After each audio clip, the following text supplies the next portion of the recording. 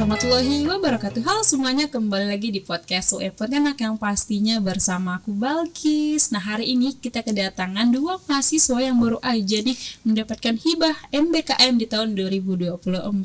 Penasaran kan siapa orangnya? Yuk kita kenalan. Halo. Boleh dong perkenalkan nama sama prodi nih teman-teman. Halo semuanya, nama aku Marsyanda Adityani. Aku mahasiswa semester 6 dari Prodi Pendidikan Agama Islam, Fakultas Agama Islam. Halo, aku Fatimah Zahra yang biasa disapa Zahra. Jadi aku mahasiswa semester 4 Prodi Manajemen dari Fakultas Ekonomi dan Bisnis. Berarti ada dua fakultas nih kan, FAI sama FEB. Nah, teman-teman boleh dong dijelasin MBKM sendiri itu apa sih?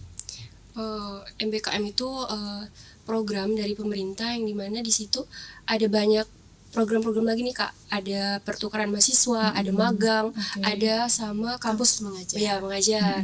Nah, kalian di mananya? Kita di pertukaran. Kebetulan kita pertukaran pelajar. Nah, itu berapa lama tuh pertukaran pelajarnya? Nah, itu periodenya 1 semester. 1 semester itu berapa bulan? Berarti 6 bulan ya kurang lebih ya? Ya, kurang lebih 3-4 bulan. Oh, 3-4 bulan. Oh, oke. Nah, waktu itu kamu di mana? Kalau aku di UHAMKA Kak. UHAMKA Universitas Muhammadiyah Profesor Dr. Hamka. Jakarta. Iya, Jakarta. Jakarta. Kalau Marsyanda? Kalau Zahra? Sorry. Kalau saya di Universitas Muhammadiyah Surabaya. Oh, Surabaya. Berarti agak jauh ya. Iya, agak jauh. Iya, masih satu pulau. Ya, satu pulau. Oh, berarti bestie ya. Kenalnya waktu di MBKM nih. Oh, udah kenal sebelumnya. Oh, udah lama. Apa tuh udah ada chemistry-nya ya. Nah, waktu itu nih tahu tentang program MBKM ini dari mana sih? Kalau aku dari ini Kaprodi masih tahu di grup suruh anak-anak PA itu suruh daftar Kak. Jadi aku ikutlah pertukaran mahasiswa. Terus ke daftar tapi ketika itu tiba-tiba ngilang nih. Oh gitu. Tidak lama setelah masuk kuliah baru ada follow up dari berita itu langsung informasinya. Oh gitu. Oke, terus Nah, kalau saya pribadi tuh ternyata tuh ada infonya dari admin prodi. Nah, waktu itu saya tuh sempat ganti HP dan juga WhatsApp. Jadi saya nggak gabung nih di grup prodi. Jadi kebetulan saya dapat infonya dari teman saya dari prodi psikologi. Nah, beliau nge-share info tersebut ke saya karena emang dari awal tuh saya tuh emang ada keinginan ikut pertukaran ini. Jadi pas ada infonya, beliau ini langsung nge-share ke saya dan saya langsung daftar. Dan pas daftar, ya balik lagi tiba-tiba hilang. Dan saya pikir tuh oh mungkin udah ada nih, cuman emang nggak diumumin aja gitu kan.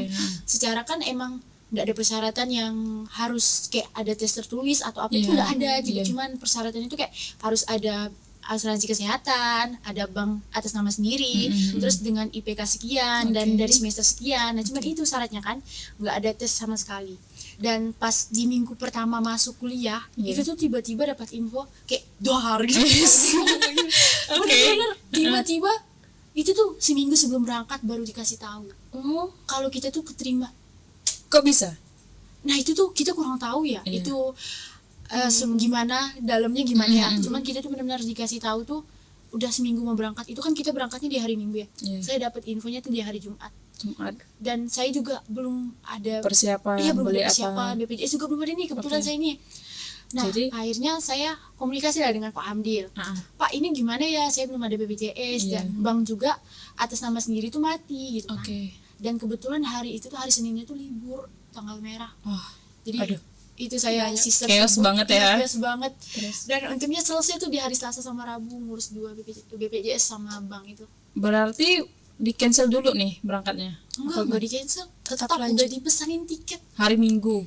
Hari Minggu. Di tanggal 23 September bulan lalu tahun lalu ya? Iya. Oke, sama juga nih sama Marsyanda. Ya, kita berangkatnya sama. Oh, berangkat satu kloter ya? Satu kloter cuman beda arah, beda pesawat. Waktu itu berapa orang sih yang ngedaftar? Kira-kira yang berangkat? Tahu nggak? Itu total keseluruhannya itu ada 30-an. Itu buat yang pertukaran belum yang sama yang kampus mengajar gitu atau kampus mengajarnya juga keluar bukan yang di daerah Pontianak berarti ya? Iya, bukan daerah Pontianak, yang daerah Pontianak itu cuma yang magang. Yang magang daerah Pontianak. Berarti kebanyakan di luar nih. Nah, waktu itu masuk nih apa sih yang ngebuat kalian tuh minat gitu dengan program dari MBKM ini? Karena kan harus jauh nggak sih dari orang tua, dari rumah, dan ini kayaknya first time nggak sih kalian ikut? Iya, first time. First time kan. Kalau kamu? Kalau saya buat keluar kota mewakili sekolah tuh ini kedua kalinya. Oh, udah pernah. Cuman beda konsep aja gitu. Oh, yang penting kan udah pernah Iya, ikut udah pertukaran pernah. kan. Nah, Iya. kalau untuk Marsyanda sendiri nih, apa sih yang motivasi Marsyanda lah kan untuk ikut MBKM ini? Oke, motivasi awalnya sebenarnya udah ada semenjak saya masuk kuliah di sini, Kak. Kan saya anak IMM dari semester 1 ya. Oke, Lalu sih. lihat cutting-cutting yang IMM maupun yang DIPA itu banyak sekali yang ikut pertukaran, yang exchange ke Malaysia. Itu kan niatnya kayak, wah ini keren sih. Jadi ada niat pengen jadi salah satu dari mereka lah kan. Jadi saya niat lah masuk IMM biar dapat relasi, koneksi yang banyak, nambah-nambah ilmu, nanya-nanya cutting ya kan. Gimana sih cara biar bisa ikut program-program kayak gitu kan. Alhamdulillah dapat lah kan. Nah, setelah itu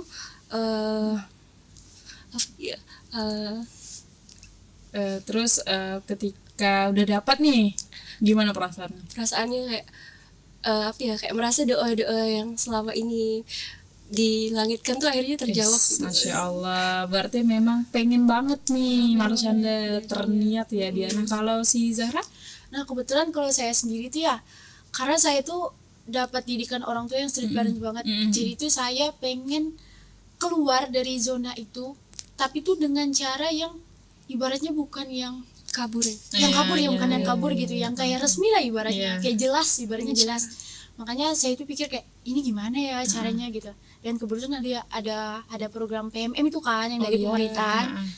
Nah saya juga kebetulan di PIK itu waktu itu ketum sama waketumnya itu ikut PMM, jadi saya coba cari di situ. Dapat ceritanya ya? Iya, dapat ceritanya dari situ. Ternyata pas PMM 4 itu kan yang terakhir ya, terus nggak ada lagi kan program PMM lagi. Nah kebetulan ada nih PMM di kampus.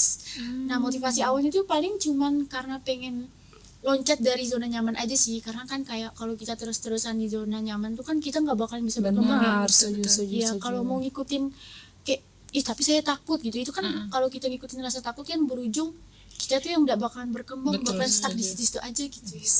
Masya Allah ya anak-anak. Nah, tadi ngomongin soal keluar dari zona nyaman nih. Nah, ketika berada di Surabaya ya, Iya, UM Surabaya ya, Iya benar. gimana sih? Apa hal yang paling berkesan?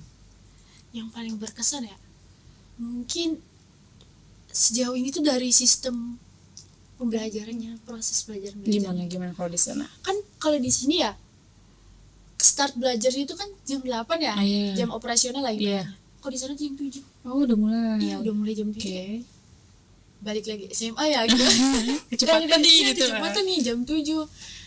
Kayak di sana tuh ya itu paling itu berkesan menurut saya tuh kan, karena udah kebiasaan jam 8 gitu kan, tiba-tiba beralih ke jam 7.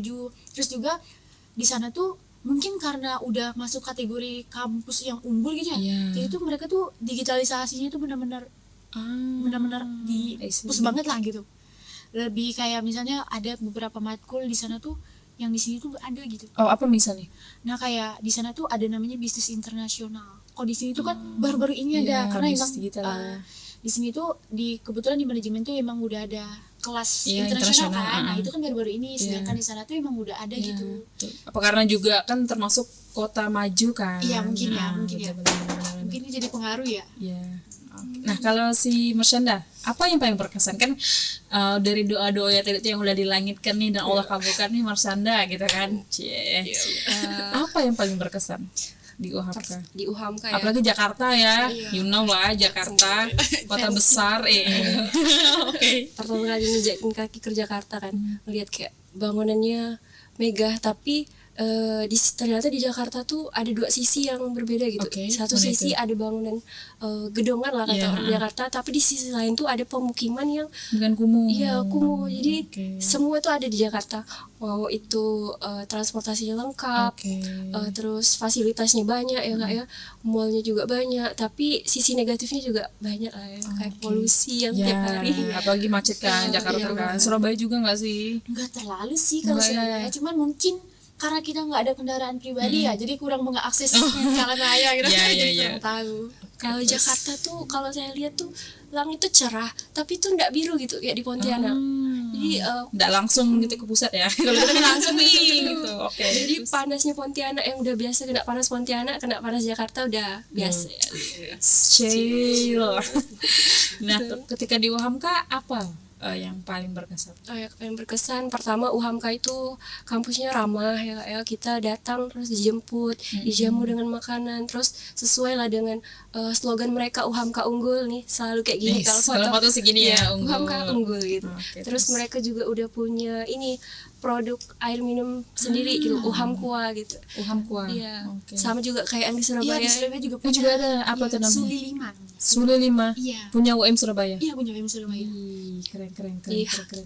Terus sama yang Kak Zahra tadi yang bilang kampusnya udah digital Iya, gitu. iya. Kalau misalnya kita mau buat surat magang, surat observasi itu nggak perlu capek-capek datang ke fakultas, tinggal isi Google Form ya gitu.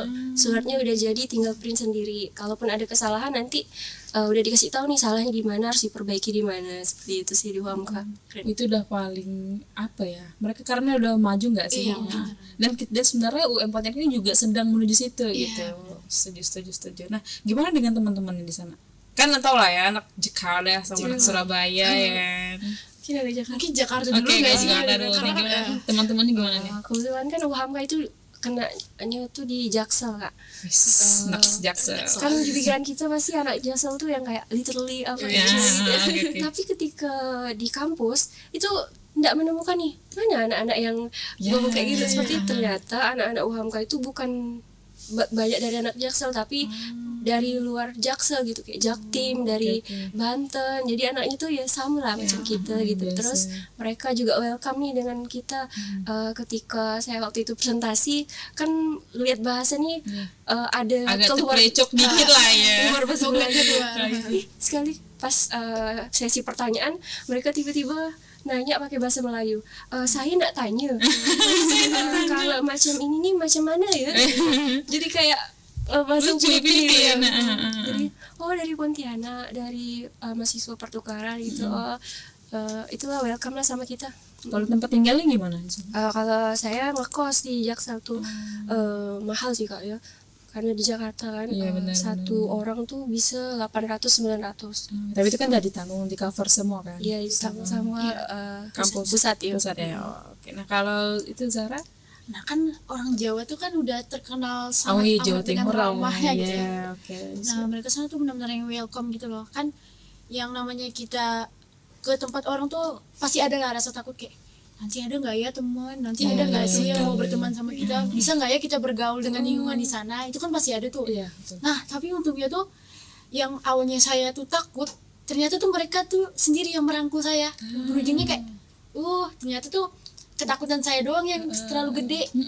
Ternyata tuh nggak kayak gitu, dan mereka juga welcome banget. Dan pas awal di sana tuh saya yang takutnya kan yang namanya perkuliahan itu kan banyak tugas kelompok gitu kan. Yang namanya kita baru kan takut juga kan nggak ada kelompok, nggak ada yang mau, karena kan kadang tuh kan orang di perkuliahan tuh kan kelompok itu biasa kan cari yang kategori bisa gitu kan, sedangkan kita tuh kan belum mengenal ya. Iya, betul. Nah, dan juga belum tentu orang itu tahu kalau kita nih pertukaran. Bisa jadi juga mereka tuh mikirnya entah saya kasih lain, yang pulang atau bawahan yang lagi ngambil matkul atas Iya, gitu kan. betul. Nah, jadi tuh untungnya tuh karena mereka ramah dan mau bergaul tuh untungnya ada gitu yang mau merangkul saya buat bawa ke kelompok. Jadi ngomongnya pakai bahasa apa waktu di sana? Saya mungkin Indonesia sih. Indonesia, Paling ya. agak dikit mulai tuh Jawa. Oh, kamu orang Jawa ya? Iya. Oh. Saya pun orang Jawa sih. Saya di sini cuman tuh mungkin karena saya udah terbiasa yang ngomong kayak pakai bahasa Indonesia itu jarang terpleset. Cuman tuh kadang ada dosen yang kayak mintanya tuh kita dijelasin pakai bahasa Melayu. Kan kayak setiap dosen tuh kan nanyain tuh ini ada anak pertukaran tuh suruh perkenalan terus kan. Nah nanti tuh kadang tuh di presentasi tuh kayak coba ngomong pakai bahasa Melayu, coba ngomong kayak gini gitu. Jadi mereka kayak umes juga ya, sama kayak bahasa Melayu ya. Kayak mereka tuh kayak seronoknya. Bisa sama ya berarti ya. Iya, mereka tuh kayak benar-benar kayak upin ipin ya, gitu kan. Jadi suling saya dikacau gitu ya. Langsung dikacau kayak gitu. Masya Allah. Cuman ya menurut saya itulah yang ngebuat kedekatan itu ada Iya, gitu. benar. Asik ya. Benar. Waktu itu tipe tinggalnya di mana? Saya juga ngekos Oh, kebetulan. ngekos. Berarti emang dikosin gitu ya? Iya, kosnya dari kampus ini yang mencari kan. Oh, tapi kalau waktu itu pas program pertukarannya kalian satu kampus berapa orang? Bisa-bisa. Beda-beda. Oh, berarti satu kampus satu orang. Enggak. UHAMKA 8 orang. Dari UMP-nya? Ya, dari UMP. Itu kalian gabung nggak sih? Maksudnya kayak PMM kan mereka ada gabungnya sama kampus lain. Iya. Nah kalau kalian ini ada gabung? Kalau di UHAMKA juga ada yang MBKM Kak, dari Universitas beda Muhammadiyah. berarti ini MBKM sama PMM beda ya? Beda. Iya, beda. Kami enggak ada modul Nusantara. Iya, benar. Berarti kurangnya cuma di situ doang ya? Ya, kurangnya cuma di situ. Dan juga kan kalau PMM tuh kayak banyak ya, dari C1 ini tuh, dari yang lain-lain tuh ada. Kalau kita tuh belum tentu gitu. Bahkan ada yang dari univ lain tuh mereka nggak ada yang sama gitu, cuman mereka doang yang MBK. Kalau dari Surabaya kebetulan ada dari IKIP Madiun kalau nggak salah. Oh, IKIP Madiun. Aku kira kalian ini satu orang, kayak misalnya satu kampus ini untuk 5 orang dari UMP gitu. Oh enggak ya? Oke. Itu berarti benar-benar survive sendiri. Iya, benar. Di kota orang. Iya, benar. Tapi itu kan salah satu yang bikin semangat kan? Iya. Menjadi catatan sejarah wis di kehidupan muda ini kan. Nah, apalagi masih semester awal enggak sih? Iya, saya kebetulan semester 3 waktu Tiga itu. kamu? Semester 5. Semester 5. Oke. Nah, waktu itu kegiatan apa aja sih yang dilakukan pas MBKM? Kalau aku sih cuman kuliah doang sih Kak. Kuliah macam biasa di sini saya. Tapi perbedaannya kalau di UMP kan aktif ya, ikut IMM, tapi ketika di sana jadi kupu-kupu gitu. Jadi karena organisasi banget nih. Benar. Nah, selain kuliah apa lagi kegiatan di sana? Nugas, terus jalan-jalannya. Udah explore Jakarta sepanjang mana? Beberapa tempat sih Kak, kayak Blok M. Anak hits tuh kayak. Terus TMII, untuk explore TMII itu 1 hari itu enggak cukup. Karena sebesar itu ya. Waktu itu pakai apa kendaraannya? Apa umum? Pakai KRL. Karena kita kan nggak ada kereta ya, jadi. Oh ya, di sana tuh semua orang tuh, mau yang besar atau mau budak kecil tuh, mereka punya satu kartu gitu. Kalau mau naik ke transportasi umum tuh tinggal tap in gitu. Jadi nggak ada yang kayak gimana ya? Kayak cash gitu nggak ada. Ojol ya masih. Oh iya, ojol pasti lah pakai cash ya. Bahkan angkot yang kayak oplet tuh Kak, pakai tap gitu. Kayak yang di film Korea ya, suka drakor gak sih? Kurang suka sih, cuman tahu kan? Dan angkot tuh gratis, tapi syaratnya harus ada kartu. Itu. 1 kali naik kereta tuh 1 kali tap tuh murah, 3.500. 3.000. Karena dekat nggak sih dia? Bus juga 3.500. Cuman kalau LRT 10.000-an gitu, karena dia di atas ya. dan ASEAN gitu. Kalau Izahra ketika di Surabaya, Saya udah explore kemana aja nih Surabaya? karena Surabaya itu terkenal dengan mall yang sangat Iya, kan. kebetulan saya tuh udah menjelajahi mall terbesar se-Asia. Apa tuh? Pakuan Mall. Iya, Pakuan Mall. Saya pernah dan kayak pegel banget, ternyata kayak seluas itu gitu loh. Dan ya banyak mall-mall yang udah saya datangin gitu karena penasaran kan. Dan ternyata tuh kayak kan di sini minum ya mall ya. Kalau ada pun ya kayak satu aja gitu. Kalau di sana tuh kan kayak Tunjungan Plaza tuh ternyata ada 6. Mandi jam aja 1, 2, 3, 4, 5, 6. Kalau di sini tuh kan cuma 1. Dan Pakuan Mall juga itu ada anaknya, Pakuan City gitu. Terus saya juga udah sampai situ. Banyak ya. Kalau tempat wisatanya gimana? Kalau tempat wisata sih kemarin saya paling udah ke makam Sunan Ampel ya. Terus juga saya sempat ke Malang juga. Sampai ke Malang, karena dekat ya. Iya, karena dekat. Ke mana? Ke Kota Batu. Kota Batu. Oke, nah itu paling pengalaman yang paling berkesan juga lah ya, karena udah bisa menjelajahi kota-kota yang kalian datangi. Nah, kalau dari prodi sendiri nih, apakah ada dukungan ketika kalian ingin mendaftar ini? Ada banget Kak. Bahkan dekan itu sampai ngantarin kita sampai depan kos. Jadi ikut juga ke Jakarta sambil nginap. Terus Kak Prodinya juga sangat support ya, bantu kita memudahkan lah nilainya gimana nih untuk konversi nilai. Berarti juga bisa ngebantu dong, support dong kampus pastinya dong. Nah, kalau untuk manajemen waktu nih kan kan anak-anak organisasi pastinya dan juga sangat aktif ya. Nah, gimana sih cara kalian membagi waktu nih? Apalagi ketika di sana. Gimana cara di sana ya, di sana itu harus disiplin nggak. Kalau misalnya terlambat 5 menit tuh sangat berarti gitu. Misalnya kita berangkat kuliah jam 6, nah itu bisa sampai tepat waktu. Tapi kalau kita keluar kuliah jam 6:05 itu nyampainya bisa jam 10-an. Gimana kok bisa? Kalau Macet? terkena macet ya. Gitu. Oke. Tapi karena saya dekat, jadi saya tidak merasa itu sih. Itu cerita dari anak-anak Jakarta gitu. Ternyata Jakarta tuh benar-benar kota keras ya. Iya, keras.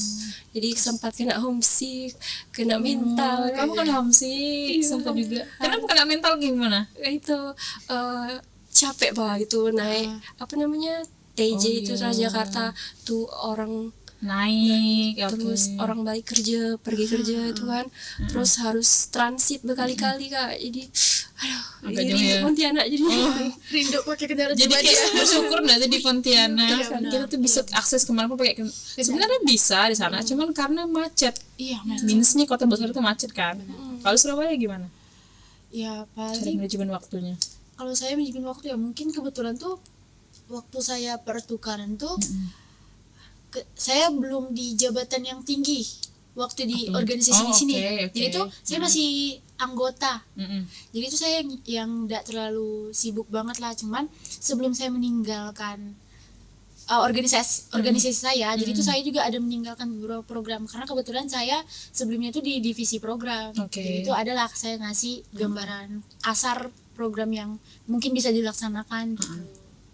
Jadi mungkin enggak yang terlalu bagi waktu juga karena kan kita di sana kan kayak lesan ulang ya. Jadi saya itu kayak membagi waktu juga antara belajar sama jalan-jalan karena kan belum tentu nih dapat kesempatan Benar, apalagi gratis kan gitu, benar. ditanggung lagi kan. Terus akhirnya saya ngambil Senin sampai Kamis itu kuliah, Jumat Sabtu Minggu ya buat saya keliling-liling buat mengekspor Surabaya. Yes.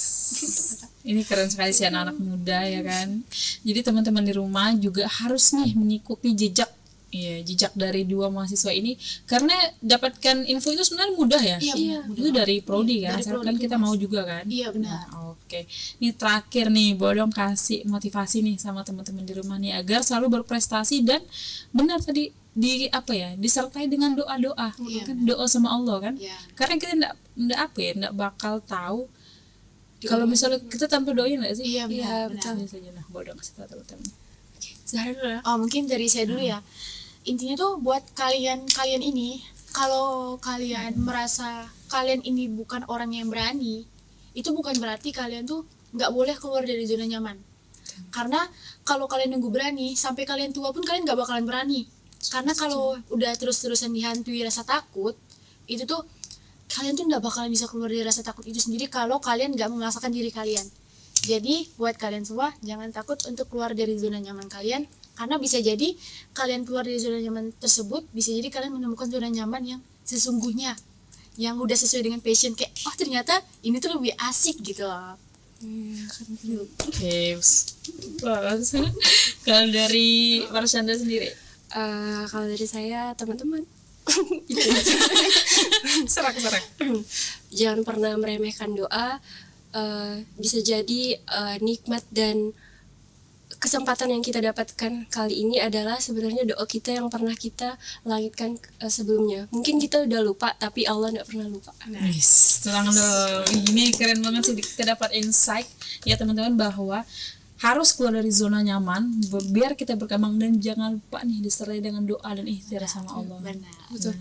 Nah, itu tadi cerita seru dari Marshanda dan Zahra, mahasiswa penerima hibah MBKM. Nah, untuk teman-teman semuanya jangan berhenti untuk terus berprestasi. Aku tunggu cerita seru kalian di sini. Sampai jumpa di video selanjutnya. Assalamualaikum warahmatullahi wabarakatuh. Bye.